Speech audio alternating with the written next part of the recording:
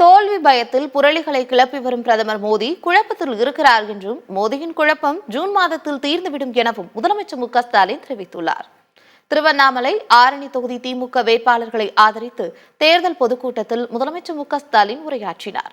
அப்போது பேசிய அவர் பாஜக ஆண்டதும் போதும் மக்கள் மாண்டதும் போதும் எனவும் கூறியுள்ளார்.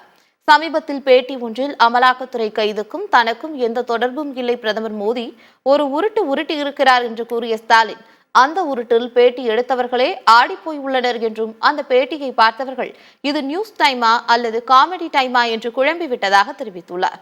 5000 கோடி ரூபாய் தமிழ்நாட்டுக்கு தந்ததாக மத்திய நிதியமைச்சர் நிர்மலா சீதாராமன் கூறியதை சுட்டிக்காட்டிய முதலமைச்சர் மு.க.ஸ்டாலின், அது வெளிநாட்டு வங்கிகள் தமிழ்நாட்டிற்கு தந்த கடன் என்றும் அதற்கும் மத்திய அரசுக்கும் எந்த தொடர்பும் இல்லை எனவும் தெரிவித்துள்ளார்.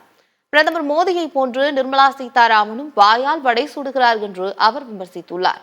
ஆளுங்கட்சியாக இருக்கும்போது எதிர்க்கட்சிகள் அரசியலுக்காக பாஜகவை எதிர்ப்பதாக பேசுவார். எதிர்க்கட்சியான பிறகு எதிர்க்கட்சி ஏன் பாஜகவை எதிர்க்க வேண்டும் என்று எடப்பாடி பழனிசாமி பேசுவார் என முதலமைச்சர் மு.க.ஸ்டாலின் விமர்சித்துள்ளார்.